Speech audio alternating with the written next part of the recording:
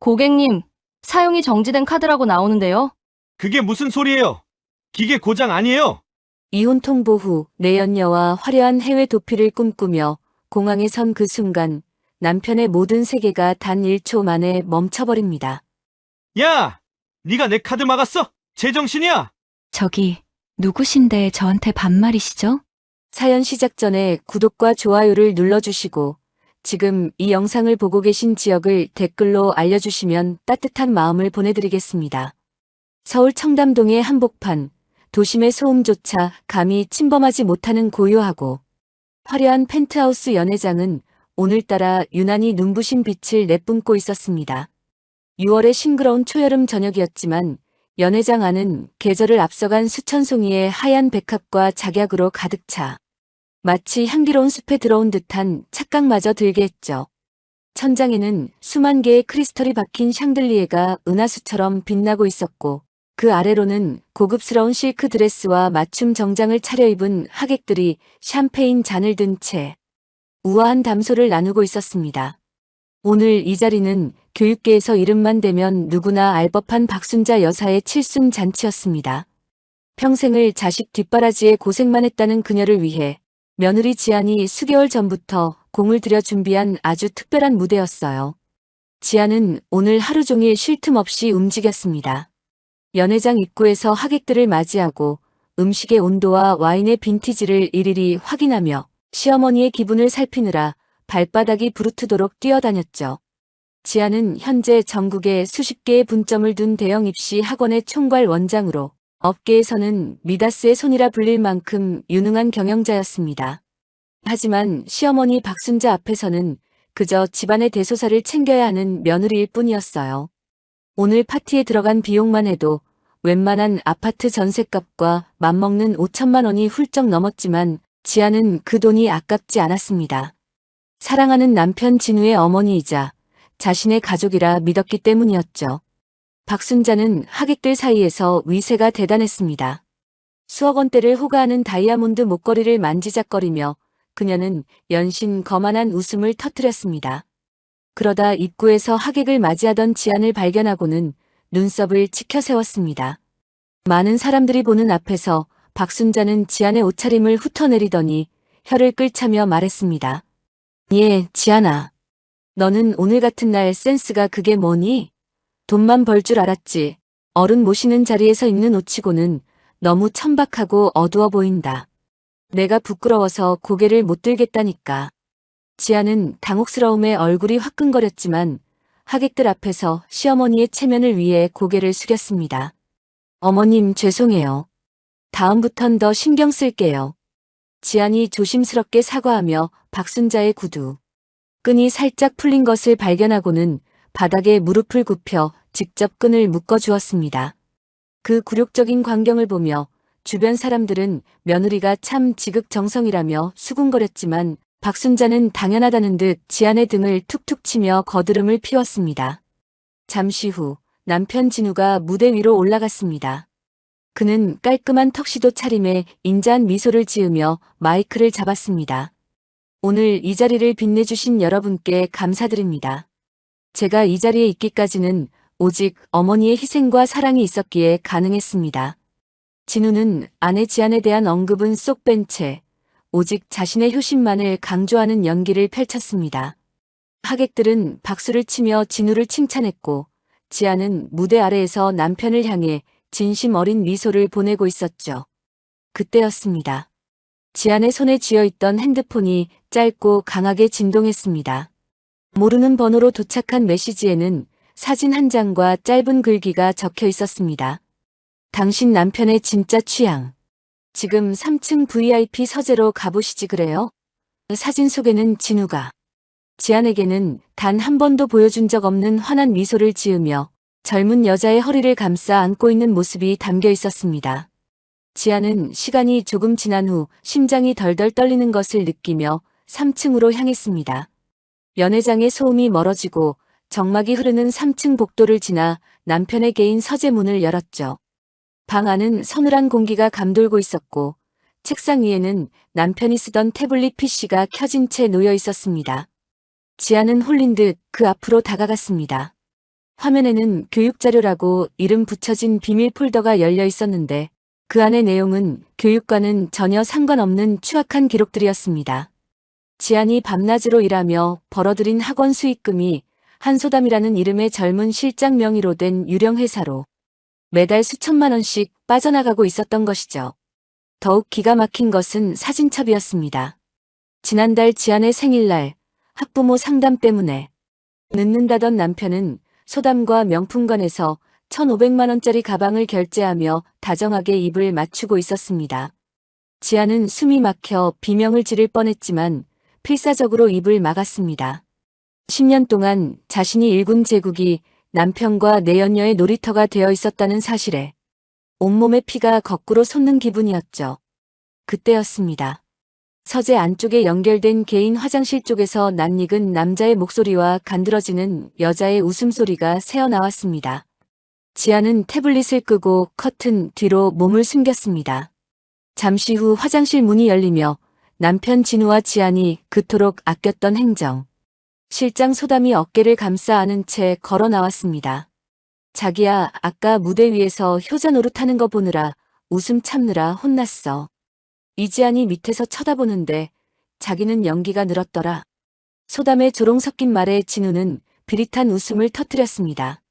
말도 마. 그 여자 얼굴만 봐도 숨이 막혀. 돈은 잘 벌어오니까 옆에 두는 거지. 여자로서 매력이 있길 해. 뭐가 있길 해. 늙고 지쳐서 도끼만 남은 여자랑 사는 내 심정을 누가 알겠냐. 자기가 없었으면 난 벌써 말라 죽었을 거야. 소담은 진우의 가슴에 얼굴을 부비며 여우 같은 목소리로 속삭였습니다. 자기야, 저 여자 오늘도 내가 받은 명품 가방이랑 똑같은 브랜드 옷 입고 왔더라. 그런 줄도 모르고. 좋다고 입고 있는 꼴이 어찌나 웃기던지. 이사님, 우리 언제까지 저 여자 그림자로 살아야 돼? 빨리 그 건물 당신 명의로 돌리고 우리끼리 새 출발하자. 진우는 소담의 이마에 입을 맞추며 대답했습니다. 조금만 참아, 자기야. 그 여자 지금 확장 사업하느라 정신없으니까 조만간 무리하게 투자하게 만들어서 쓰러지게 할 거야. 그때 병원에 가둬버리고 우리가 다 갖는 거지. 조금만 더 고생하자. 두 사람은 다시 서재를 나가며 문을 닫았습니다. 커튼 뒤에서 지안은 피가 날 정도로 입술을 깨물었습니다. 손톱이 손바닥을 파고들어 통증이 느껴졌지만 가슴속에서 끓어오르는 분노에 비하면 아무것도 아니었습니다.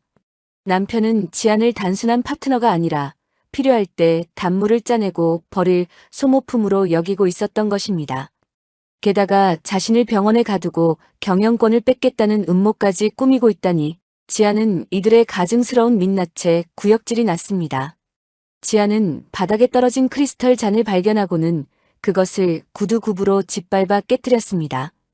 쨍그랑하는 소리와 함께 파편이 사방으로 튀었지만 지안은 눈 하나 깜빡하지 않았습니다. 지안은 다시 세면대 거울 앞에 섰습니다. 거울 속의 자신은 정말 소담의 말처럼 지치고 메말라 보였습니다. 하지만 그 눈동자만큼은 어느 때보다 형형하게 빛나고 있었죠. 지안은 차가운 물로 얼굴을 씻어내며 마음을 다잡았습니다. 울고 있을 시간이 없었습니다. 이제부터는 숫자로 싸워야 할 시간이었으니까요. 지안은 태블릿 PC에 남겨진 모든 증거를 자신의 개인 보안 서버로 전송했습니다. 그리고 아무 일도 없었다는 듯 서재를 나와 다시 화려한 연회장으로 발걸음을 옮겼습니다. 무대 아래로 돌아온 지안에게 진우가 다가와 다정하게 어깨를 감싸 안았습니다. 여보, 어디 갔다 왔어? 어머니가 당신 찾으시잖아. 지안은 남편의 손길이 닿은 어깨가 타들어가는 것 같은 혐오감을 느꼈지만 오히려 환하게 웃으며 대답했습니다. 아, 잠시 화장실 좀 다녀왔어요. 오늘 파티가 너무 완벽해서 감격스러웠나 봐요. 여보, 우리 어머니 칠순 정말 축하드려요. 그리고 당신도 오늘 참 멋지네요. 지안의 찬사에 진우는 기고만장한 표정으로 잔을 들어 올렸습니다. 지안은 그 잔 속에 담긴 술이 사실은 독배라는 것을 그들이 알 턱이 없다고 생각하며 마음속으로 차갑게 웃었습니다. 가짜 왕관을 씌워준 이가 자신이었으니 그 왕관을 짓밟아버리는 것 또한 자신의 몫이었습니다. 10년 동안 쌓아 올린 지안의 제국은 이제 그들을 가두는 가장 견고하고 잔인한 감옥이 될 준비를 마쳤습니다. 지안은 연회장의 화려한 불빛을 뒤로하고 이제 자신이 휘두를 차가운 숫자의 칼날을 갈기 시작했습니다. 복수는 화가 난 사람이 하는 것이 아니라 모든 것을 잃을 준비가 된 사람이 하는 법이죠. 지안은 오늘 밤 자신이 가졌던 마지막 미련마저 깨진 유리잔 조각과 함께 서재 바닥에 버리고 내려왔습니다. 이제 지안에게 남은 것은 단 하나, 그들이 누리던 모든 것을 하나씩 가장 비참한 방식으로 거두어가는 것뿐이었습니다. 지안은 하객들 사이로 유유히 사라지며 서서히 닫히는 연회장의 문을 바라보았습니다. 그것은 마치 지옥의 문이 그들을 향해 열리는 소리처럼 들렸습니다. 화려했던 연회장의 불빛이 하나둘 꺼지고 도심의 소음이 잦아든 깊은 밤이었지만 지안의 머릿속은 1000마리의 나비가 날아다니는 듯 어지러웠습니다. 집으로 돌아오는 차 안에서 남편 진우는 오늘 파티가 얼마나 완벽했는지, 자신의 체면이 얼마나 살았는지에 대해 끊임없이 늘어놓았습니다. 지안은 운전대를 잡은 남편의 옆모습을 물끄러미 바라보았습니다. 10년 전 처음 만났을 때만 해도 열정 넘치는 가난한 강사였던 그 남자가 이제는 아내의 고열을 짜내 내연녀와 새 인생을 꿈꾸는 괴물이 되어 있었다는 사실이 도무지 믿기지 않았죠. 하지만 지안은 끓어오르는 울분을 누르고 여느 때와 다름없이 다정한 목소리로 대답했습니다. 여보, 오늘 정말 고생 많았어요. 어머님께서 그렇게 좋아하시는 모습을 보니 제 마음도 참 뿌듯하네요. 진우는 지안의 속마음도 모른 채 기분이 좋아진 듯 지안의 손등을 툭툭 치며 말했습니다. 다 당신 덕분이지. 내일부터는 나도 학원 확장 사업에 더 신경 쓸 테니까 당신은 좀 쉬어. 내가 알아서 다 처리할게. 진우의 그 부드러운 목소리가 지안의 귓가에는 마치 뱀의 씩씩거리는 소리처럼 소름 끼치게 들려왔습니다. 집에 도착해 남편과 시어머니가 깊은 잠에 든 것을 확인한 지안은 조용히 일어나 서재로 향했습니다. 아까 연회장 서재에서 전송해 두었던 비밀 폴더의 내용들을 다시 한번 꼼꼼히 살피기 시작했죠. 지안의 손가락이 태블릿 화면을 넘길 때마다 가슴을 후벼 파는 잔인한 진실들이 쏟아져 나왔습니다. 교육자료라고 이름 붙여진 그 폴더 안에는 단순한 불륜 이상의 거대한 음모가 도사리고 있었습니다. 남편은 지안의 이름으로 된 학원 운영 자금을 소담기획이라는 유령 회사로 조금씩 빼돌리고 있었습니다. 지난 3년간 그가 훔쳐간 돈만 해도 수십억 원에 달했죠. 지안이 밤잠 설쳐가며 교환을 만들고 학부모들을 상대하며 벌어들인 피 같은 돈들이 내연녀 소담의 명품 가방과 해외 여행비로 쓰였다는 사실에 지안은 헛웃음이 나왔습니다. 특히 지안의 가슴을 가장 아프게 했던 것은 지난달 자신의 생일날 찍힌 사진들이었습니다. 그날 지안은 남편이 바쁘다는 핑계로 보낸 작은 꽃바구니 하나에 감동하며 홀로 미역국을 끓여 먹었습니다. 하지만 같은 시간 남편은 소담과 함께 강남의 유명 명품관 VIP룸에서 1,500만 원짜리 한정판 악어가죽 가방을 결제하고 있었습니다. 사진 속 소담은 그 가방을 품에 안고 진우의 볼에 입을 맞추며 세상을 다 가진 듯 웃고 있었고 진우의 눈빛에서는 지안에게서는 단 한 번도 본 적 없는 뜨거운 애정이 뚝뚝 떨어지고 있었습니다. 당신 생일 선물이야. 그 여자가 벌어준 돈으로 사주는 거니까 마음껏 즐겨. 사진 아래에 적힌 진우의 메모를 읽는 순간 지안의 눈앞이 캄캄해졌습니다. 하지만 충격은 여기서 끝이 아니었습니다.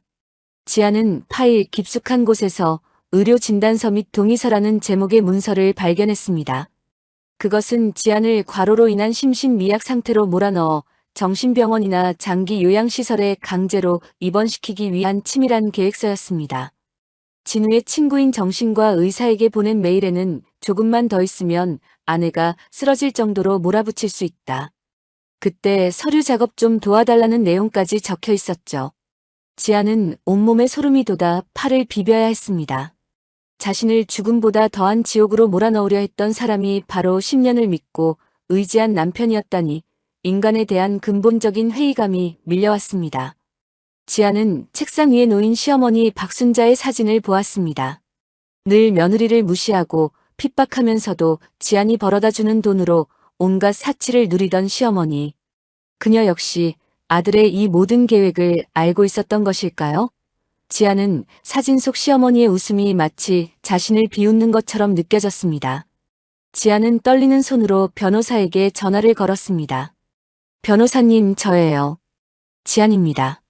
지금 바로 시작해야 할 것 같아요. 모든 증거는 제가 확보했습니다. 한 푼도 남김없이 그들이 누리던 모든 것을 뺏어오고 싶어요. 수학이 넘어 변호사의 낮은 목소리가 들려왔고 지아는 그제야 길었던 숨을 내뱉었습니다. 다음 날 아침, 평소보다 일찍 일어난 지아는 정성스럽게 아침 식사를 준비했습니다. 시어머니 박순자는 거실로 나오자마자 지안에게 핀잔을 주었습니다. 예, 지안아. 어제 파티에서 그렇게 망신을 줬으면 오늘 아침엔 좀 더 신경을 써야지. 국이 왜 이렇게 짜니? 너는 돈 벌러 다닌다고 집안일은 아주 뒷전이구나. 박순자의 독설에도 지아는 생긋 웃으며 대답했습니다. 어머님, 입맛에 안 맞으셨어요? 죄송해요. 제가 요즘 신경 쓸 게 많아서 그랬나 봐요. 어머님 기분 풀어드리려고 제가 어머님 명의로 된 통장에 용돈 좀 넉넉히 넣어드렸는데 확인해 보셨어요? 그 말에 박순자의 눈이 번쩍 뜨였습니다. 용돈? 그래, 진작 그랬어야지. 내 아들이 밖에서 고생하는데 너라도 잘해야 집안이 화목한 법이다. 돈 이야기만 나오면 금세 표정이 바뀌는 시어머니를 보며 지아는 마음속으로 차갑게 웃었습니다. 남편 진우 역시 식탁에 앉아 지안의 눈치를 살피며 가증스러운 연기를 이어갔습니다. 여보, 오늘 학원 분점 계약건으로 소담 실장이랑 외부에 좀 다녀와야 할 것 같아. 당신은 너무 무리하지 말고 집에서 좀 쉬어. 알았지? 지아는 남편의 밥 위에 생선살을 발라 올려주며 상냥하게 말했습니다. 당신 정말 대단해요. 우리 학원 생각하는 마음이 어쩌면 그렇게 깊어요? 당신만 믿고 전 오늘 푹 쉴게요. 진우는 지안의 친절함에 안심한 듯 평소보다 더 맛있게 밥을 먹었습니다. 하지만 그는 알지 못했습니다. 지안이 방금 남편의 밥 위에 올려준 것은 생선살이 아니라 그를 파멸의 구렁텅이로 몰아넣을 미끼였다는 사실을 말이죠. 지안은 출근하는 남편의 뒷모습을 보며 이제 본격적으로 거미줄을 치기 시작했습니다. 그녀는 남편 명의로 된 모든 자산의 흐름을 추적할 수 있는 전문 회계사 팀을 가동했고 시어머니가 그토록 자랑하던 아파트의 근저당권 설정을 자신의 개인 투자 회사로 돌리는 서류 작업을 마쳤습니다. 10년 동안 지안이 쌓아올린 모든 인맥과 정보력이 이제는 남편과 시댁을 겨냥한 정교한 칼날로 변해 있었습니다. 지안은 서재 창가에 서서 멀어지는 남편의 차를 바라보며 조용히 내뱉습니다. 여보, 당신이 원하던 대로 나는 곧 쓰러지게 될 거야. 하지만 내가 쓰러지는 건 당신들이 만든 덫 때문이 아니라 당신들을 무너뜨리기 위해 내가 직접 만든 무대 위에 서일 거야. 기대해도 좋아. 지안의 눈동자에는 전날의 슬픔이나 혼란은 간데없고 오직 목표를 향해 달려가는 냉철한 사냥꾼의 결연함만이 가득 차 있었습니다. 남편 진우가 출근한 뒤 텅 빈 거실에 홀로 남은 지안은 차갑게 식어버린 찻잔을 내려다보았습니다. 겉으로 보기에는 여느 때와 다름없는 평온한 아침이었지만 지안의 머릿속은 이미 정교하게 설계된 거대한 체스판과 같았죠. 10년이라는 세월 동안 남편을 위해 쌓아 올린 공든 탑을 제 손으로 무너뜨려야 한다는 사실이 가슴 아프기도 했지만 어젯밤 서재에서 목격한 그 추악한 배신은 지안의 남은 미련을 단칼에 잘라냈습니다. 지안은 외출복으로 갈아입고 가방을 챙겼습니다. 그녀가 향한 곳은 세간에 알려진 화려한 법무법인이 아니라 강남 변두리의 낡은 건물 지하에 위치한 작은 사무실이었습니다. 그곳에는 지안이 과거 학원을 처음 세울 때부터 남몰래 후원하며 인연을 맺어온 이혼 전문 변호사 민혁이 기다리고 있었어요. 사무실 안은 종이 뭉치와 서류들로 가득해 발 디딜 틈이 없었지만 지안은 그 지저분한 공간에서 오히려 안도감을 느꼈습니다. 민혁은 지안이 가져온 태블릿 PC 속 증거물들을 하나하나 살피며 미간을 찌푸렸습니다. 원장님, 생각보다 상황이 훨씬 심각합니다. 남편분께서 빼돌린 금액이 상당해요. 이건 단순히 바람을 피운 수준이 아니라 계획적인 재산 은닉입니다. 민혁의 말에 지아는 덤덤하게 고개를 끄덕였습니다. 알고 있습니다. 그래서 더 철저하게 준비하고 싶어요. 그이가 가진 명의만 껍데기일 뿐 실질적인 모든 권리는 제 손안으로 돌아오게 해주세요. 지아는 가방에서 미리 준비해온 서류 뭉치를 꺼냈습니다. 그것은 남편 명의로 된 분점들의 임대차 계약서와 대출 약정서들이었죠. 지아는 이 서류들의 권리관계를 자신의 개인 투자회사로 이전하는 복잡한 서류 작업에 착수했습니다. 법적으로는 아무런 하자가 없으면서도 남편 진우가 나중에 손 쓸 수 없도록 겹겹이 자물쇠를 채우는 작업이었어요. 일을 마치고 돌아온 지아는 집에서 기다리고 있던 시어머니 박순자를 마주했습니다. 박순자는 소파에 거만하게 앉아 TV를 보며 지안을 향해 턱짓을 했습니다. 예, 지안아. 아침에 준 용돈 확인했다만 좀 부족한 것 같더라. 친구들이랑 온천 여행 가기로 했는데 내가 체면이 있지 푼돈 들고 갈 순 없잖니? 지아는 마음속으로 끓어오르는 혐오감을 누르고 시어머니 앞에 무릎을 굽히고 앉았습니다. 어머님, 안 그래도 그것 때문에 상의 드릴 게 있었어요.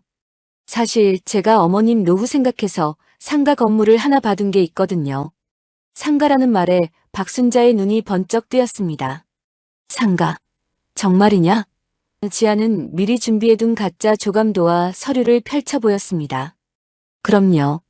그런데 이게 절차가 좀 복잡해서 어머님 명의로 진행하려면 인감도장이랑 신분증이 좀 필요해요. 제가 다 알아서 처리해 드릴 테니 걱정 마시고요.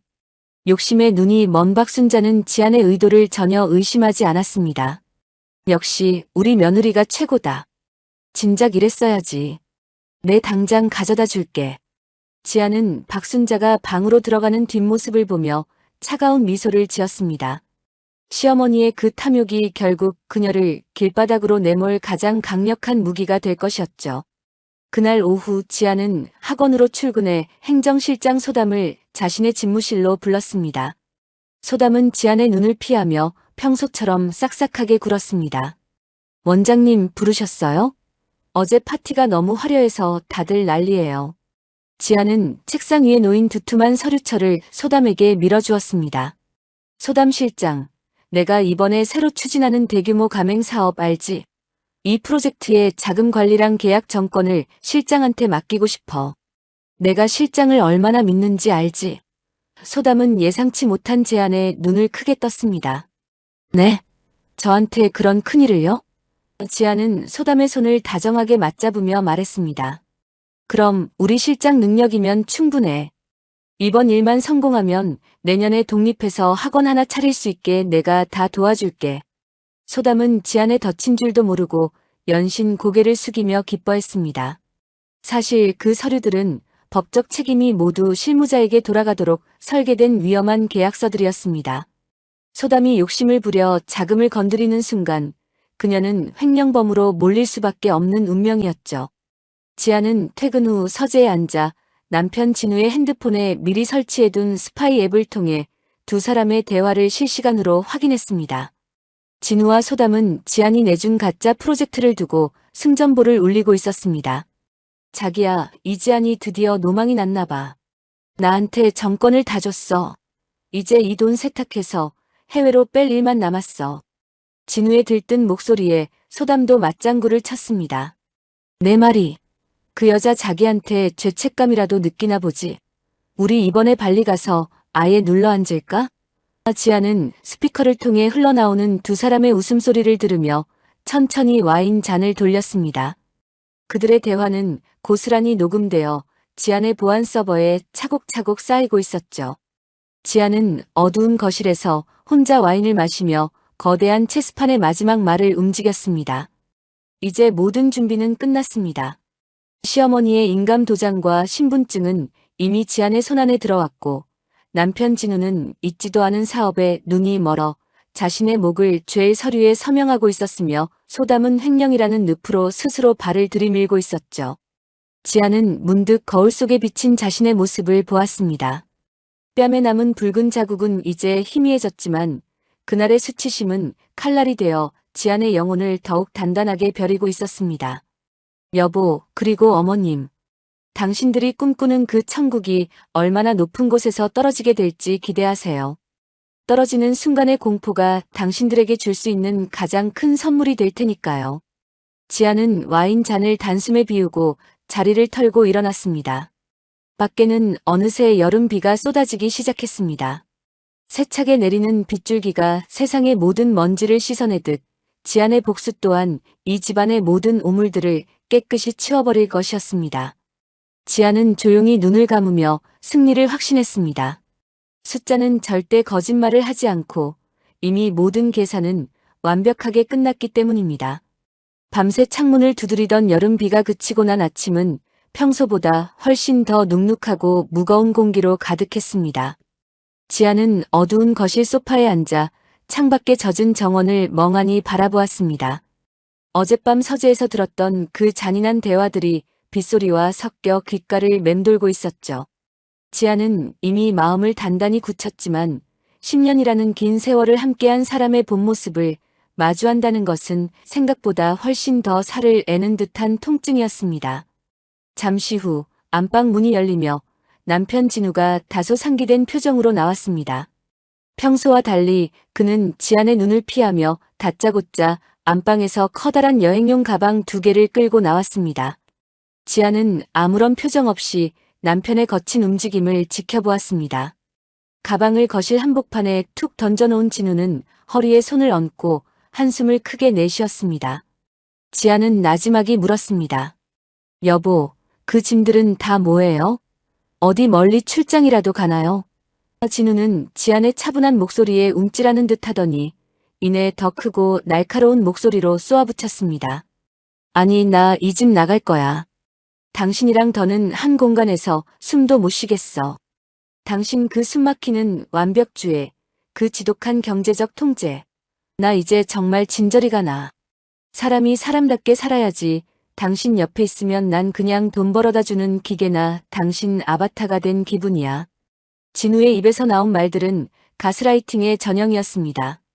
지안이 10년 동안 밤낮 없이 일하며 그를 위해 쌓아 올린 모든 헌신을 그는 통제와 집착이라는 추악한 단어로 덮어씌우고 있었죠. 진우는 품 안에서 두툼한 서류 봉투 하나를 꺼내 지안 앞 테이블에 내동댕이 쳤습니다. 하얀 봉투 겉면에는 협의 이혼 신청서라는 글자가 선명하게 박혀 있었습니다. 지안이 서류를 집어들자 진우는 기다렸다는 듯 뻔뻔한 요구를 이어갔습니다. 거기 적힌 대로 서명해. 이혼 사유는 명확해. 당신의 지나친 집착과 경제적 압박 때문에 혼인관계가 파탄났다고 적었어. 그리고 재산 분할은 정확히 50대 50으로 해. 지난 10년 동안 당신이 일군 학원? 그거 내 이름으로 된 것들 많잖아. 내가 당신 옆에서 광대짓하며 버틴 값이라 생각하고 절반 내놔. 안 그러면 나도 가만히 안 있을 거야. 당신 학원 운영하면서 뒤로 챙긴 거, 비리들, 내가 다 터뜨릴 줄 알아. 지아는 헛웃음이 나왔습니다. 자신을 횡령범으로 몰아넣으려던 사람이 오히려 학원 비리를 터뜨리겠다며 아내를 협박하고 있는 꼴이라니 참으로 기가 막힌 일이었죠. 그때 현관 초인종 소리가 울렸습니다.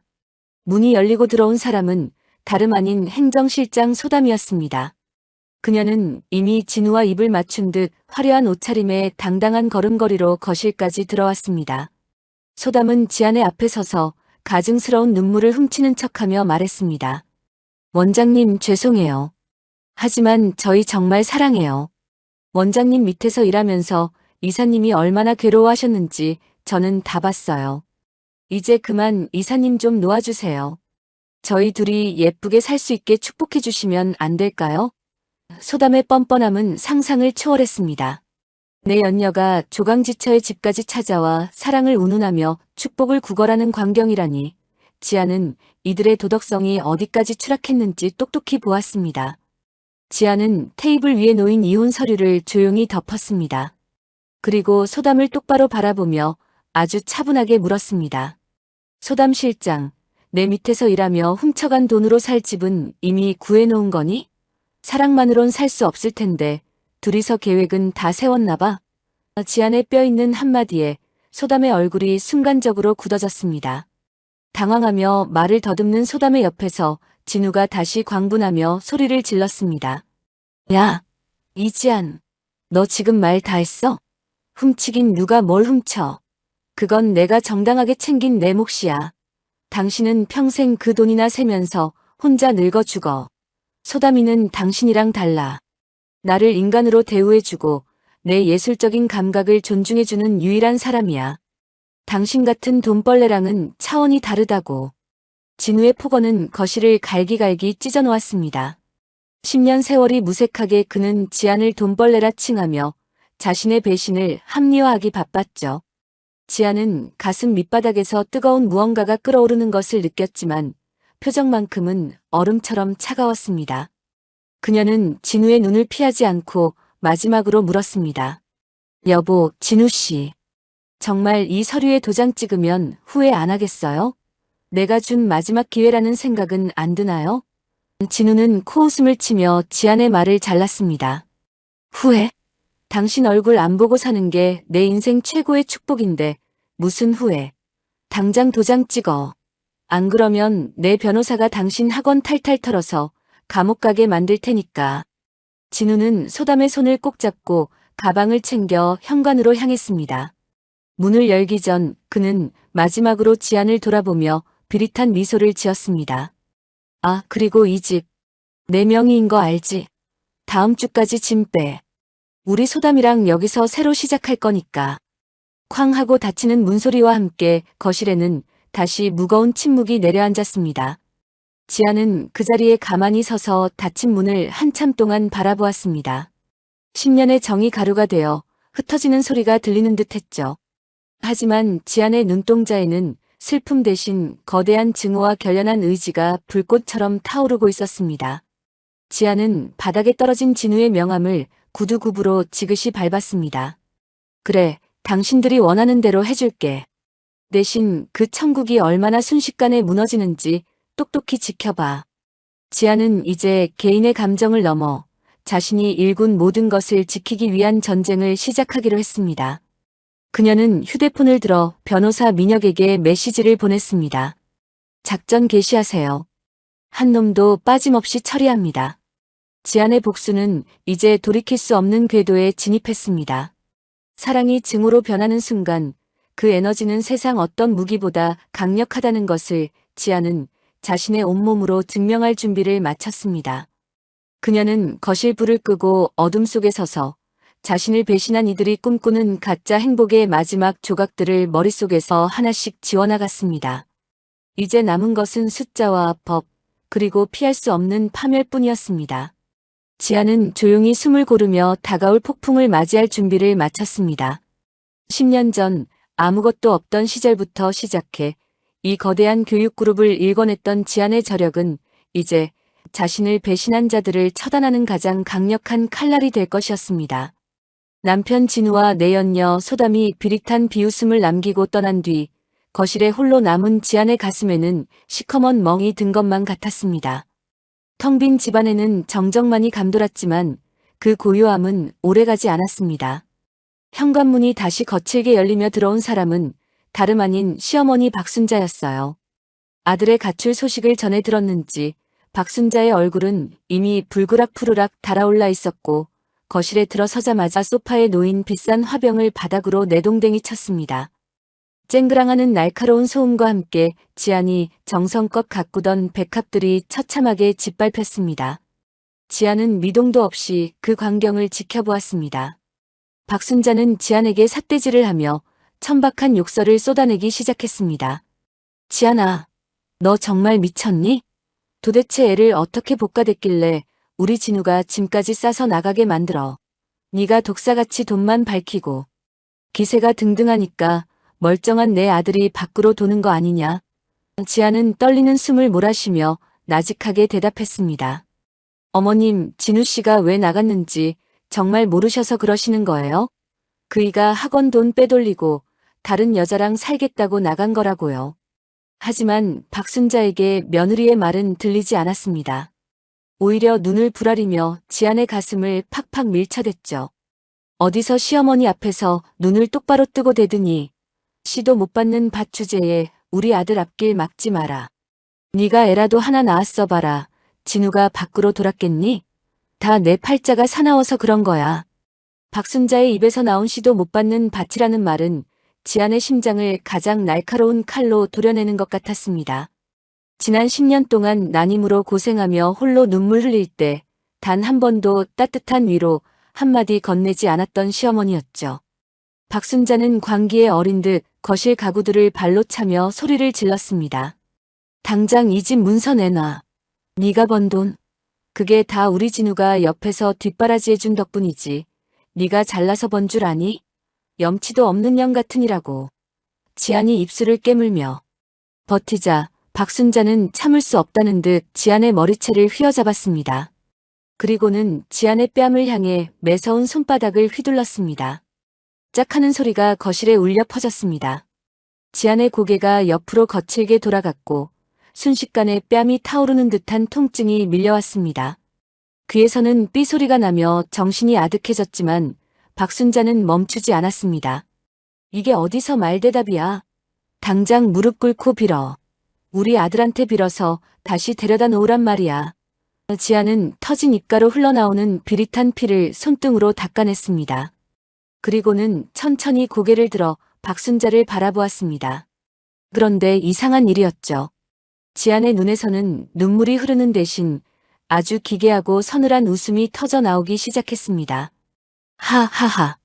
지안의 섬뜩한 웃음소리에 박순자는 움찔하며 뒤로 물러섰습니다. 너 왜 이래? 정말 미친 거니? 지안은 부어오른 뺨을 만지며 박순자의 눈을 똑바로 응시했습니다. 어머님, 방금 그 손길 평생 기억하게 해드릴게요. 어머님이 그토록 자랑스러워하던 아들이 어떤 괴물인지, 그리고 어머님이 가장 사랑하는 그 돈들이 어떻게 어머님 목을 죄게 될지 똑똑히 보여드릴게요. 이제 제 인내심은 여기까지입니다. 지안의 목소리는 차갑다 못해 얼음 송곳처럼 날카로웠습니다. 그 기세에 눌린 박순자는 입을 벙긋거리면서도 더는 말을 잇지 못했습니다. 지안은 조용히 자신의 방으로 들어갔습니다. 10년이라는 긴 세월을 보낸 방이었지만 지안이 챙긴 것은 아주 단출했습니다. 아버지가 생전에 남겨주신 낡은 만년필 하나, 그리고 자신의 피와 땀이 서린 경영 노트 한 권이 전부였어요. 옷 몇 벌을 대충 가방에 쑤셔넣고 지안은 방을 나왔습니다. 거실에는 박순자가 씩씩거리며 서 있었지만 지안은 그녀를 마치 투명인간 취급하며 현관으로 향했습니다. 문을 열기 전 지안은 마지막으로 이 추악한 욕망의 집을 둘러보았습니다. 10년의 살림과 추억들이 가득했지만 이제 그것들은 지안에게 아무런 의미도 없는 쓰레기 더미일 뿐이었죠. 지안이 집 밖으로 나오자 기다렸다는 듯 세찬 여름 비가 쏟아지기 시작했습니다. 하늘도 지안의 마음을 아는지 무섭게 천둥이 치고 번개가 번뜩였습니다. 지안은 우산도 쓰지 않은 채 가방 하나를 들고 빗속으로 걸어 들어갔습니다. 차가운 빗줄기가 뺨의 통증을 식혀주는 것 같았고 더러운 오물들을 씻어내주는 것만 같았죠. 지안은 빗물인지 눈물인지 모를 액체가 얼굴을 타고 흘러내렸지만 결코 뒤를 돌아보지 않았습니다. 지안의 등 뒤로 쾅 하고 닫히는 대문 소리는 마치 10년의 불행에 마침표를 찍는 소리처럼 들렸습니다. 지안은 어두운 빗길을 똑바로 걸어가며 마음속으로 깊게 새겼습니다. 용서는 하지 않겠다고, 하지만 저주에 머물지도 않겠다고 말이죠. 대신 자신이 일군 그 찬란한 제국을 이용해 그들을 가장 높은 곳에서 가장 비참한 바닥으로 떨어뜨려 주겠다고 굳게 다짐했습니다. 뺨에 남은 붉은 손자국은 이제 지안에게 수치가 아니라 복수를 완수할 때까지 잊지 말아야 할 낙인이 되었습니다. 빗속을 뚫고 지나가는 지안의 그림자는 어떤 폭풍 후에도 꺾이지 않을 만큼 단단하고 거대해 보였습니다. 쏟아지는 빗속을 뚫고 지안이 도착한 곳은 도심 변두리의 한적한 오피스텔이었습니다. 물에 젖은 옷을 갈아입지도 않은 채 지안은 미리 연락해둔 변호사 민혁과 그의 실무팀을 마주했습니다. 부어오른 뺨과 흐트러진 머리칼을 본 민혁은 깜짝 놀라 수건을 건넸지만 지안은 거절하며 자리에 앉았습니다. 지안의 눈빛은 비바람에 씻긴 듯 오히려 더 선명하고 날카롭게 빛나고 있었죠. 지아는 가방에서 젖지 않게 소중히 챙겨온 서류 뭉치와 태블릿 PC를 탁자 위에 올려놓았습니다. 이제 여왕의 자리를 내려놓고 전사가 되어 복수의 거미줄을 칠 시간이었어요. 지아는 떨리는 목소리를 가다듬고 민혁에게 말했습니다. 민 변호사님, 이제 망설일 시간은 끝났습니다. 제가 지난 10년 동안 그들에게 주었던 모든 것들을 하나도 남김없이 거두어드리고 싶어요. 법적으로 가장 고통스럽고 가장 확실한 방법으로요. 민혁은 지안이 건넨 태블릿 PC 속의 데이터들을 분석하기 시작했습니다. 그 안에는 남편 진우가 행정실장 소담과 함께 학원 자금을 어떻게 유령회사로 빼돌렸는지에 대한 명확한 입출금 내역이 담겨 있었습니다. 지아는 단순히 바람피운 증거를 잡으려는 게 아니었습니다. 그녀는 남편의 경제적 숨통을 끊어놓기 위해 국세청에 제보할 세금 포탈 증거와 업무상 횡령 혐의를 촘촘히 정리해왔던 것이죠. 민혁은 서류를 넘기며 감탄 섞인 한숨을 내뱉었습니다. 원장님, 정말 대단하십니다. 남편분이 소담 명의로 만든 유령회사가 학원의 교재 대금을 부풀려 받은 정황이 아주 뚜렷해요. 이건 빼도 박도 못하는 실현감입니다. 지아는 차갑게 대답했습니다. 그게 시작일 뿐이에요. 제가 밤을 새워 만든 모든 입시 커리큘럼과 교재들의 저작권도 제 개인 명의로 등록해 두었습니다. 진우 씨가 자기 이름으로 발표했던 것들 전부 저작권 침해로 소송 걸어주세요. 복수는 여기서 멈추지 않았습니다. 지아는 시어머니 박순자가 살고 있는 평창동 저택의 등기부 등본을 민혁 앞에 내밀었습니다. 사실 그 집은 명의만 시어머니로 되어 있었을 뿐 지안의 개인 투자회사가 거액의 근저당권을 설정해둔 상태였습니다.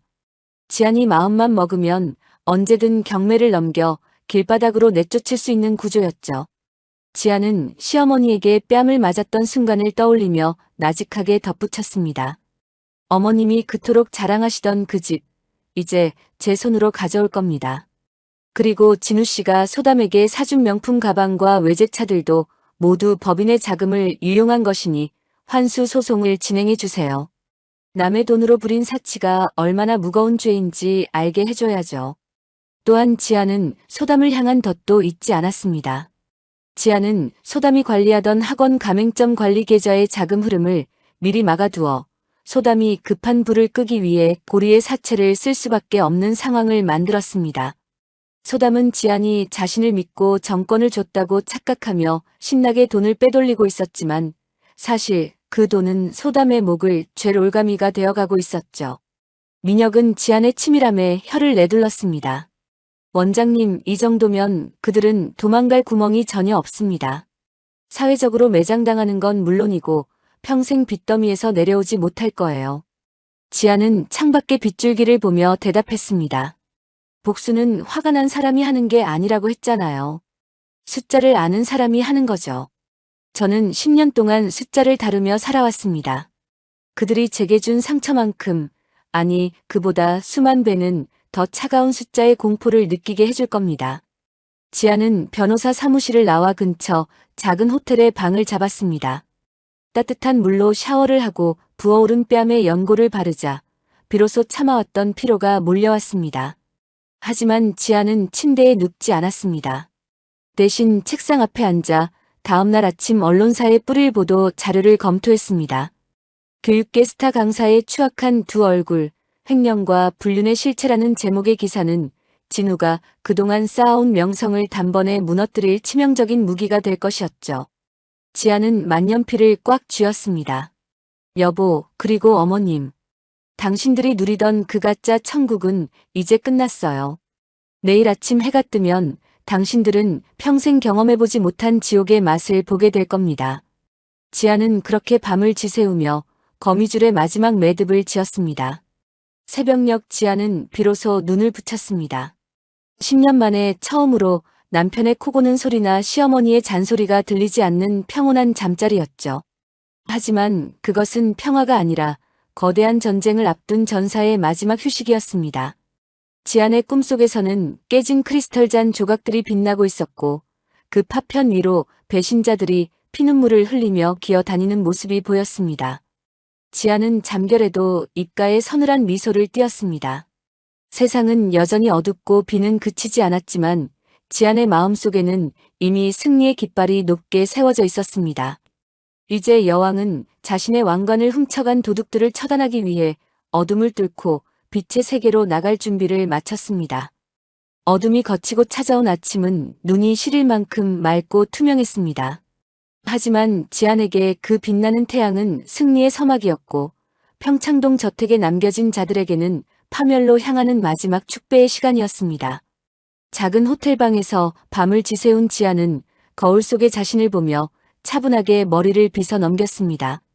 뺨에 부기는 가라앉았지만 그날의 뜨거웠던 감각은 오히려 지안의 심장을 더 차갑고 단단하게 벼려놓았죠.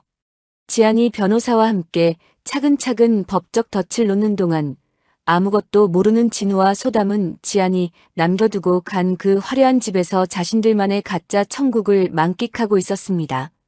그 시각 평창동 저택의 아침은 지안이 있을 때보다 훨씬 더 소란스럽고 무질서했습니다. 거실에는 지안이 정성껏 가꾸던 화분들 대신 소담이 어제 오늘 미친 듯이 사들인 명품 가방들과 구두 상자들이 어지럽게 널브러져 있었어요. 소담은 지안의 안방 침대에 누워 새로 산 다이아몬드 반지를 햇빛에 비추어 보며 환하게 웃었습니다. 자기야, 이것 봐. 이 반지가 내 손에 정말 잘 어울리지 않아? 이지안 원장은 손이 투박해서 이런 거 껴도 태가 안 났을 텐데 말이야. 소담의 말에 옆에서 커피를 마시던 진우가 너털 웃음을 터뜨리며 맞장구를 쳤습니다. 그럼 임자가 따로 있었네. 소담아, 이제 이 집도 학원도 다 우리 거야. 그 여자는 이제 돌아올 곳도 없으니 걱정하지 마. 시어머니 박순자 역시 세상을 다 얻은 듯 기고만장해져 있었습니다. 그녀는 지안이 나간 지 며칠도 되지 않아 동네 노인들과 평소 알고 지내던 하객들을 불러 모아 거한 잔치를 벌였습니다. 지안이 애지중지하던 식기 세트를 꺼내 음식을 담으며 박순자는 하객들에게 며느리 흉을 보기에 바빴습니다. 아유, 지안이 그 독사 같은 년이 없으니까 집안 공기부터가 다르다니까요. 얼굴은 매번 얼음장같이 차가워가지고 사람 숨을 막히게 하더니 우리 진우가 새로 데려온 소담이는 어찌나 싹싹하고 애교가 많은지 몰라요. 이게 사람 사는 집이지, 안 그래요? 하객들은 박순자의 비위를 맞추며 맞장구를 쳤지만 지안이 쌓아 올린 이 집의 무게를 아는 사람들은 은밀하게 눈치를 살피고 있었죠. 진우는 소담과 함께 발리행 1등석 티켓을 예약하며 장밋빛 미래를 설계했습니다. 우리 이번에 발리 가면 아예 한 달 정도 푹 쉬다 오자. 지안이가 그동안 무리하게 벌려놓은 사업들, 소담이 네가 넘겨받은 권한으로 정리해서 해외 계좌로 돌려놓으면 우린 평생 놀고 먹어도 돼. 진우의 말에 소담은 행복한 상상에 빠져 진우의 목을 껴안았습니다. 진우 씨, 나 정말 이사님만 믿고 여기까지 온 거 알죠? 우리 이제 정말 행복해지는 거야. 두 사람은 지안이 피눈물을 흘리며 일궈낸 재산들이 자신들의 영원한 노후 자금이 될 것이라 굳게 믿으며 샴페인 잔을 부딪혔습니다. 하지만 그들의 환상은 점심 무렵부터 서서히 금이 가기 시작했습니다. 진우의 핸드폰으로 학원 가맹점주들의 항해 전화가 빗발치기 시작한 것이었죠. 이 사장님, 도대체 이게 무슨 일입니까? 인터넷에 이 사장님 불륜이랑 횡령 기사가 쫙 깔렸어요. 학부모들이 난리가 나서 환불해달라고 학원 앞에 줄을 섰단 말입니다. 진우는 당황하며 소리를 질렀습니다. 아니, 그게 무슨 소리예요? 기사라니요. 이지안이 돈 풀어서 헛소문 퍼뜨린 거니까 신경 쓰지 마세요. 하지만 전화는 끊이지 않았고 뒤이어 소담이 관리하던 운영 계좌에서도 문제가 터졌습니다. 소담은 해외여행지에서 입을 드레스를 결제하려 백화점 카운터에 서 있었지만 카드가 계속 거절되었습니다. 점원은 난처한 표정으로 말했습니다. 고객님, 이 카드는 발행사 요청으로 한도가 정지된 것이 아니라 법적 분쟁으로 인해 전 계좌가 동결되었다고 나오네요. 소담은 얼굴이 벌개져서 소리를 질렀습니다. 그럴 리가 없어요. 내 이름으로 된 카드라고요. 다시 긁어봐요. 하지만 결과는 마찬가지였습니다. 불안해진 소담이 진우에게 전화를 걸었을 때 진우 역시 은행 담당자와 고함을 치며 싸우고 있었죠. 내 돈인데 왜 인출이 안 된다는 거야? 뭐? 법인 자금 횡령 조사. 누가 그런 신고를 했다는 거야. 진우는 그제야 지안이 놓은 덫의 정체를 조금씩 깨닫기 시작했습니다. 지안은 단순히 집을 나간 것이 아니었습니다. 그녀는 나가는 순간까지도 철저하게 계산된 움직임으로 진우와 소담의 모든 경제적 경로를 차단해 두었던 것이되어 소담이 서명했던 그 수많은 가짜 계약서들은 이제 소담을 횡령범으로 몰아넣는 결정적 증거가 되어 있었고, 진우가 믿고 있던 학원 지분들은 지안이 미리 설정해둔 담보권에 의해 휴지 조각이 되어가고 있었습니다. 진우의 눈앞이 캄캄해졌고 등 뒤로는 식은땀이 줄줄 흘러내렸습니다. 그때 진우의 핸드폰으로 문자 메시지 알림음이 울렸습니다. 발신인은 지안이었습니다. 짧지만 소름 끼칠 정도로 차분한 내용이었죠. 여보, 그리고 소담 실장. 발리 여행 준비는 잘 되어가나 봐요? 그동안 내 돈으로 누린 가짜 행복이 얼마나 달콤했을지 궁금하네요. 하지만 이제 비행기 탈 준비보다는 당신들이 저지른 일들에 대해 법 앞에서 대답할 준비를 하는 게 좋을 거예요. 즐거운 여행 되렴. 메시지를 읽는 진우의 손이 사정없이 떨렸습니다. 옆에서 멍하니 서 있던 박순자가 무슨 일이냐며 다가왔지만 진우는 대답할 힘조차 없었습니다. 저녁이 되자 평창동 저택의 분위기는 180도 달라졌습니다. 조금 전까지 웃음소리가 가득하던 거실에는 무거운 침묵과 불안만이 감돌았고, 진우는 끊임없이 변호사들에게 전화를 걸었지만 하나같이 이지안 원장님이 준비를 너무 철저히 해서 승산이 없다는 대답뿐이었죠. 소담은 거실 구석에서 머리를 쥐어뜯으며 울먹였습니다. 진우 씨, 이거 어떡해? 나 감옥 가기 싫어. 당신이 시키는 대로 한 거잖아. 진우는 소담의 원망 섞인 목소리에 버럭 소리를 질렀습니다. 시끄러워. 돈 쓸 때는 좋다고 할 때는 언제고 이제 와서 딴소리야. 두 사람의 처절한 싸움을 지켜보던 박순자는 그제야 사태의 심각성을 깨닫고 바닥에 주저앉았습니다. 아이고, 지안이 그년이 정말 작정을 했구나. 내 아들 잡아먹으려고 귀신이 씌었어. 박순자는 허공을 향해 욕설을 내뱉었지만 그녀의 목소리는 힘없이 떨리고 있었습니다. 이제 그들이 누리던 가짜 천국의 문은 굳게 닫혔고 그들을 기다리는 것은 차가운 법의 심판과 비참한 몰락뿐이었습니다. 지안이 놓은 거미줄은 이미 그들의 목을 팽팽하게 조이고 있었고 숨이 막힐 듯한 공포가 평창동 저택을 집어삼키고 있었습니다. 지안은 멀리서 그들의 비명을 환청처럼 들으며 자신이 설계한 복수의 결말이 다가오고 있음을 직감했습니다. 숫자는 결코 배신하지 않았고 배신자들의 최후는 이미 완벽하게 정해져 있었습니다. 지안은 창밖의 어둠을 보며 차갑게 미소 지었습니다. 이제 남은 것은 그들이 가장 빛나던 자리에서 가장 처참하게 떨어지는 광경을 지켜보는 일뿐이었습니다. 인천국제공항의 출국장은 여전히 수많은 사람의 설렘과 들뜬 공기로 가득 차 있었습니다. 하지만 그 화려한 인파 속에서 퍼스트 클래스 카운터 앞에 서 있던 진우와 소담의 얼굴은 이미 설렘 대신 지독한 공포와 당혹감으로 하얗게 질려 있었죠. 카운터 직원이 난처한 미소를 지으며 건넨 말은 진우의 고막을 찢는 듯한 소음으로 다가왔습니다. 고객님, 정말 죄송합니다만 이 카드는 현재 사용이 정지된 것으로 나옵니다. 다른 결제 수단이 있으실까요? 진우는 뒷머리를 짚으며 소리를 질렀습니다. 아니, 이게 무슨 소립니까? 내 돈인데 왜 카드가 안 된다는 거예요? 기계가 고장 난 거 아니냐고요. 진우의 고함에 주변 하객들의 시선이 일제히 쏠렸고 소담은 수치심에 고개를 숙인 채 진우의 옆구리를 찔렀습니다. 진우는 부들부들 떨리는 손으로 다른 카드 3장을 연달아 내밀었지만 결과는 마찬가지였습니다. 한도 초과도 아닌 법적 지급 정지라는 싸늘한 문구가 단말기에 뜰 때마다 진우의 등 뒤로는 비 오듯 식은땀이 흘러내렸습니다. 소담은 옆에서 진우 씨, 어떻게 좀 해봐. 나 비행기 못 타면 안 돼.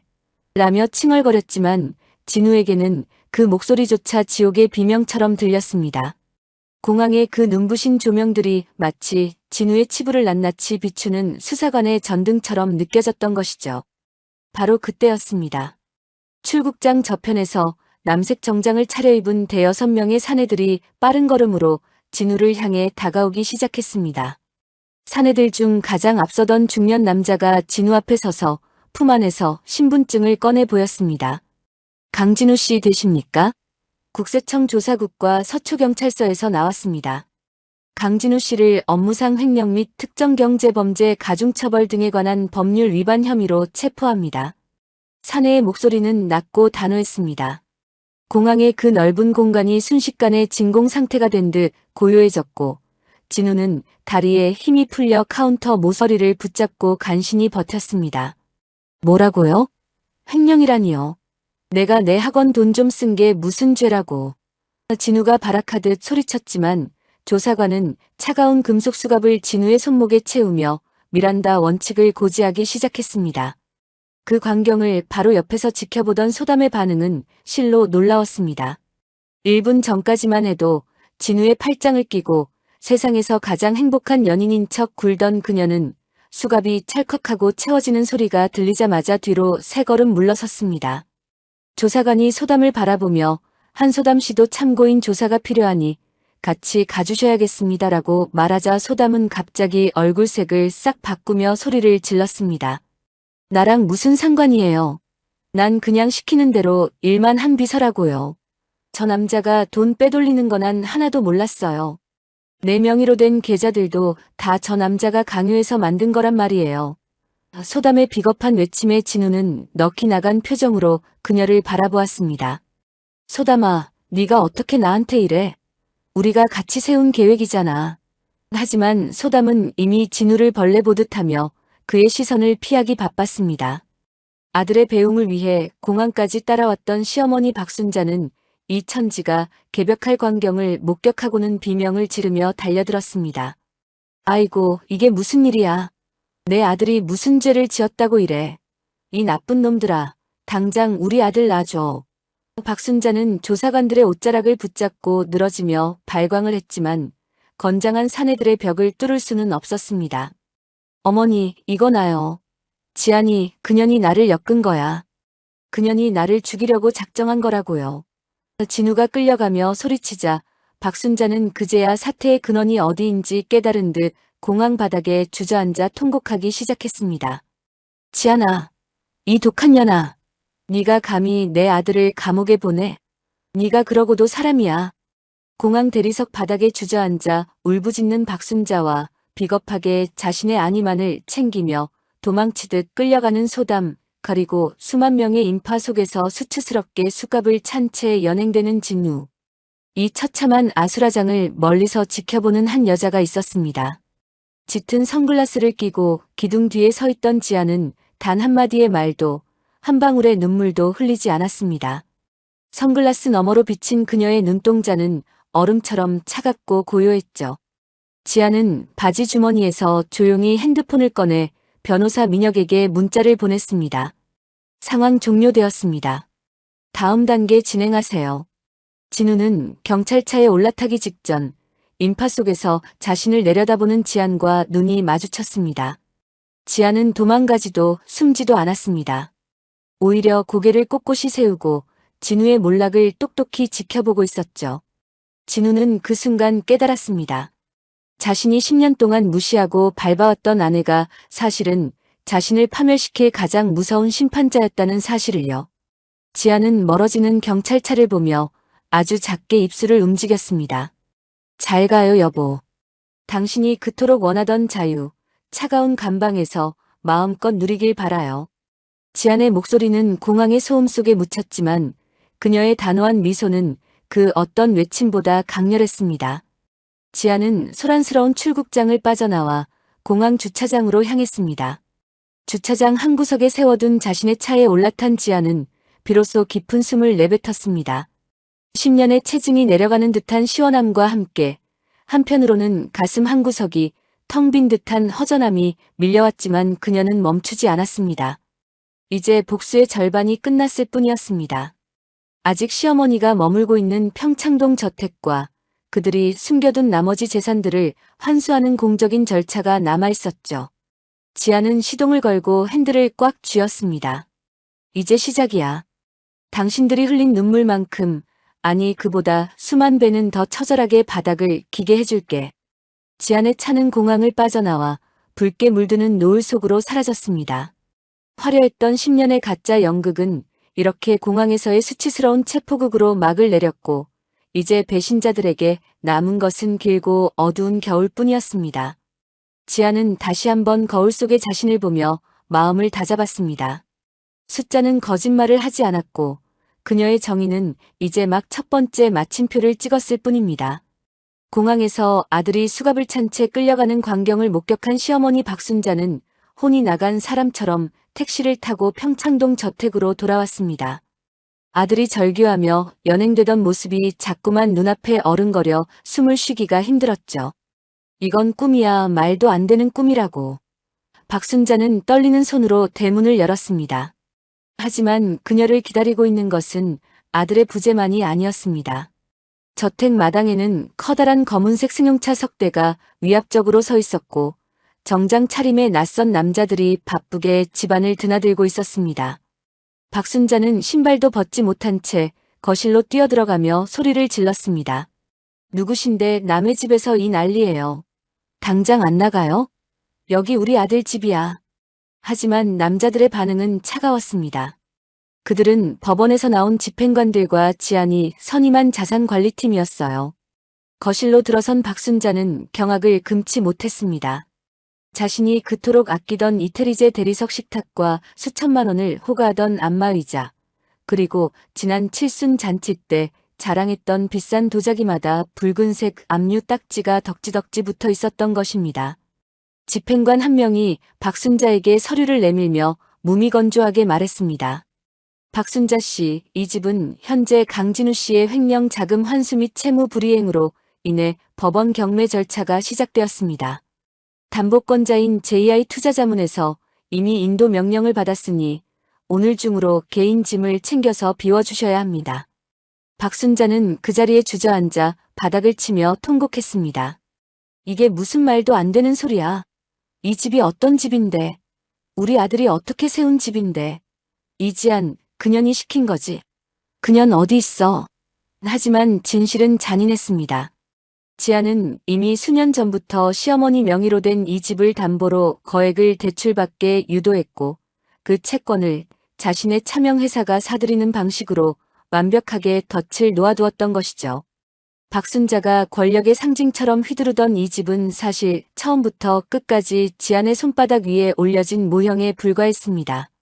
남자들은 박순자의 울음소리에도 아랑곳하지 않고 지안이 결혼할 때 해왔던 낡은 이불과 박순자가 시장에서 사 모았던 잡동사니들을 커다란 비닐봉지에 담아 마당으로 내던지기 시작했습니다. 한편 차가운 유치장에 갇힌 남편 진우는 자신의 인생이 어디서부터 잘못되었는지조차 깨닫지 못한 채 절망하고 있었습니다. 수사관이 내민 서류들은 그가 소담과 함께 저지른 추악한 범죄의 증거들로 가득했죠. 학원 돈을 빼돌려 비자금을 만든 내역, 소담의 사치스러운 생활을 대기 위해 법인 카드를 남용한 기록들이 낱낱이 파헤쳐졌습니다. 하지만 진우를 가장 처참하게 무너뜨린 것은 소담의 진술서였습니다. 전부 강진우 이사장이 시킨 일입니다. 저는 아무것도 모르고 그저 비서로서 심부름만 했을 뿐이에요. 저도 협박당한 피해자입니다. 진우가 영감의 원천이라 칭송하던 여자는 돈줄이 끊기자마자 가장 날카로운 비수가 되어 진우의 심장을 찔렀습니다. 소담은 진우와 함께 숨겨두었던 비상금과 금고 속의 루비 반지까지 챙겨 이미 종적을 감춘 상태였죠. 밤이 깊어지자 평창동 저택 마당에는 박순자의 진보따리들이 쓰레기 더미처럼 어지럽게 쌓였습니다. 화려했던 샹들리에 불빛 대신 차가운 가로등 불빛 아래에서 박순자는 며느리 지안에게 전화를 걸고 또 걸었습니다. 수백 통의 부재중 전화를 남겼지만 돌아오는 대답은 없었습니다. 마지막 희망으로 지안의 친정 근처까지 택시를 타고 찾아갔지만 대문 앞에는 지안이 미리 배치해둔 보안 요원들이 박순자를 막아섰습니다. 어머님, 이제 그만하세요. 지안 대표님이 법적으로 상대하겠다고 하셨습니다. 계속 이러시면 경찰을 부를 수밖에 없습니다. 보안 요원의 차가운 말에 박순자는 대문 바닥에 주저앉아 흙바닥을 긁으며 오열했습니다. 지안아, 내가 잘못했다. 내 아들 좀 살려줘. 이 할미가 죽을 죄를 졌어. 하지만 굳게 닫힌 문 너머에서는 아무런 소리도 들리지 않았습니다. 지아는 그 시간 조용히 서울 도심의 한 오피스텔 창가에서 야경을 바라보고 있었습니다. 그녀의 손에는 아버지가 남겨주신 낡은 만년필이 들려 있었고 수첩에는 인생의 겨울을 마무리하며라는 제목의 짧은 글귀가 적혀 있었습니다. 지아는 가슴속에 응어리졌던 10년의 한이 빗물에 씻겨 내려가는 기분이었지만 마음 한편은 이상하리만큼 고요하고 허무했습니다. 복수는 승리의 기쁨보다는 깊은 안도감을 먼저 가져다 주었죠. 지아는 자신이 겪었던 수치와 고통을 똑똑히 기억했습니다. 시어머니의 매서운 손바닥과 남편의 비릿한 웃음소리가 이제는 멀리서 들려오는 메아리처럼 희미해졌습니다. 길바닥에 나앉은 시어머니와 감옥에서 썩어갈 남편, 그리고 평생 도망자로 살아야 할 내연녀. 이 모든 결과는 그들이 스스로 뿌린 씨앗이 맺은 열매였기에 지아는 더 이상 고개를 돌리지 않았습니다. 숫자는 거짓말을 하지 않았고 지안이 설계한 정의는 한치의 오차도 없이 그들의 목을 죄었습니다. 지아는 비로소 자신의 이름을 온전히 되찾은 기분으로 길었던 하루를 마무리하며 눈을 감았습니다. 이제 그녀의 인생에서 그들의 그림자는 완전히 걷혔고 다시는 그들에게 휘둘리지 않겠다는 단단한 결심만이 가슴을 가득 채웠습니다. 복수의 끝은 상대의 파멸을 확인하는 것이 아니라 그들을 내 인생에서 완벽하게 도려내고 비로소 평온해지는 것이라는 사실을 지아는 이제야 깨닫게 되었습니다. 밤 공기는 차가웠지만 지안의 마음속에는 이미 새로운 계절을 맞이할 준비가 끝난 눈부신 태양이 떠오르고 있었습니다. 지안은 길고 긴 터널을 빠져나온 여행자처럼 깊고 평온한 잠 속으로 빠져들었습니다. 10년의 고통이 마침표를 찍고 이제 오직 이지안이라는 이름 석자로 살아갈 찬란한 아침이 멀지 않았습니다. 그렇게 폭풍 같은 시간이 지나고 어느덧 1년이라는 세월이 흘렀습니다. 계절은 몇 번이나 옷을 갈아입었고 지안의 인생에도 예전과는 전혀 다른 평온하고 단단한 공기가 찾아왔습니다. 서울 도심 한복판, 지상 32층 높이의 세련된 유리 빌딩 꼭대기층에는 지안투자교육전략연구소라는 새로운 간판이 걸렸습니다. 이곳은 이제 누군가의 아내나 며느리로서가 아닌 오직 이지안이라는 이름 석자로 세운 그녀만의 제국이었죠. 지안은 매일 아침 창밖으로 펼쳐지는 탁 트인 한강을 바라보며 직접 내린 커피 한 잔의 여유를 즐깁니다. 10년 동안 남편과 시댁의 뒤처리로 가득 찼던 그녀의 수첩은 이제 오롯이 자신의 미래와 꿈을 위한 계획들로 빼곡하게 채워져 있었습니다. 지안은 최근 경제 전문 채널에서 선정한 올해의 교육기업인으로 뽑히기도 했습니다. 그녀가 돌아왔다는 소식에 과거 그녀를 믿고 따랐던 수많은 강사와 동료들이 다시 모여들었고 지안의 새로운 교육 플랫폼은 런칭과 동시에 업계 1위 자리를 탈환했습니다.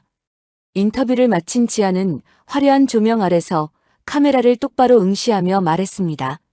인생에서 가장 힘들었던 순간은 내가 나 자신을 가장 작게 여겼던 시간들이었습니다. 하지만 이제 압니다. 나를 가두고 있던 그 높은 성벽을 허물 수 있는 사람도, 그리고 그 폐허 위에 다시 꽃을 피울 수 있는 사람도 결국 나 자신뿐이라는 사실을요. 이 인터뷰는 서울 시내 대형 전광판마다 송출되며 수많은 사람에게 감동을 주었습니다. 같은 시각 서울 외곽의 어느 공사 현장에서는 한 남자가 흙먼지를 뒤집어 쓴 채 무거운 자재를 나르고 있었습니다. 바로 남편 진우였습니다. 그는 횡령과 배임 혐의로 실형을 살고 나온 뒤 업계에서 완전히 매장당해 이제는 막노동판을 전전하는 신세가 되어 있었죠.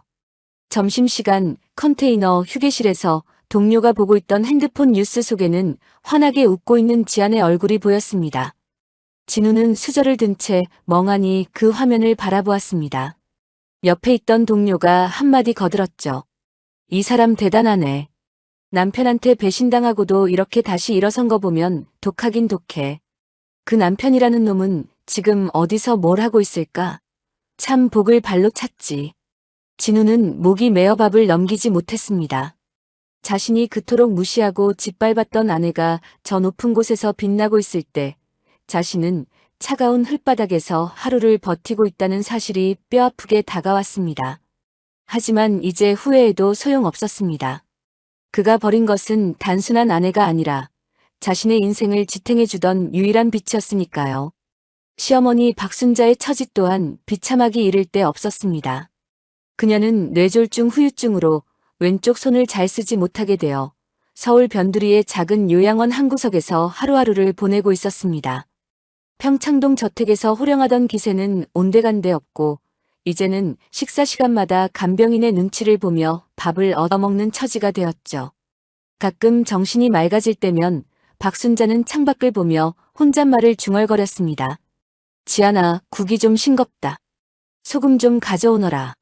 잊지도 않은 며느리를 부르는 그녀의 목소리는 공허한 방안을 울릴 뿐이었습니다. 아들 진우는 가끔 찾아와 돈을 요구하며 짜증을 낼 뿐 어머니를 돌볼 마음은 눈꼽만큼도 없었습니다. 박순자는 그제야 깨달았습니다. 자신을 진심으로 챙기고 병원비며 보약이며 정성을 다했던 사람은 오직 며느리 지안뿐이었다는 것을요. 뺨을 때리고 모진 소리를 했던 그날의 기억이 화살이 되어 가슴을 찔렀지만 돌아오는 것은 시린 바람뿐이었습니다. 내연녀 소담의 소식도 들려왔습니다. 진우를 배신하고 도망쳤던 소담은 지안이 미리 걸어두었던 거액의 손해배상 소송과 횡령죄로 인해 평생을 도망자로 살아야 하는 처지가 되었습니다. 사채업자들에게 쫓겨 유흥가를 전전하며 매일 밤 공포에 떨고 있다는 소문이 돌았죠. 화려한 명품 가방과 다이아몬드 반지는 이미 빚을 갚느라 팔아치운 지 오래였고 그녀의 얼굴에는 젊음의 생기 대신 찌든 가난과 불안만이 가득했습니다. 지안이 씌워주었던 가짜 행복의 대가는 이토록 처절하고 무거웠습니다. 지안은 이제 공항 활주로가 내려다 보이는 창가 좌석에 앉아 있습니다. 행선지는 포르투갈의 리스본, 누군가를 보필하기 위한 여행도 아니고 누군가의 기분을 맞추기 위한 출장도 아니었습니다. 오로지 자신만을 위해 떠나는 생애 첫 휴가였죠. 지안은 가방 안에서 아버지가 남겨주신 낡은 만년필을 꺼냈습니다. 그리고 수첩의 마지막 장에 이렇게 적었습니다. 복수는 상대의 파멸로 끝나는 것이 아니라 내가 가장 나다운 자리로 돌아오는 것으로 완성된다. 이제 나는 오롯이 나의 계절을 살겠다. 펜을 닫는 지안의 얼굴에는 슬픔도 증오도 승리의 미소도 없었습니다. 오직 깊은 호수처럼 맑고 평온한 자유만이 깃들어 있었죠. 비행기가 활주로를 차오르며 하늘로 솟구치기 시작했습니다. 지안은 구름 위로 떠오르는 태양을 보며 눈을 감았습니다. 지난 10년의 겨울은 참으로 길고 시렸지만 그 시련을 견뎌낸 덕분에 이제 그녀의 앞에는 찬란한 봄날만이 기다리고 있었습니다. 상처가 아물면 흉터가 되고 그 흉터는 피부보다 더 단단해진다고 하죠. 지안은 자신의 가슴에 남은 흉터를 훈장처럼 여기며 앞으로 나아갈 준비를 마쳤습니다. 그녀가 세운 성벽이 그녀를 가둘 때 그것을 허물고 다시 일어선 것은 결국 지안 자신의 의지였습니다.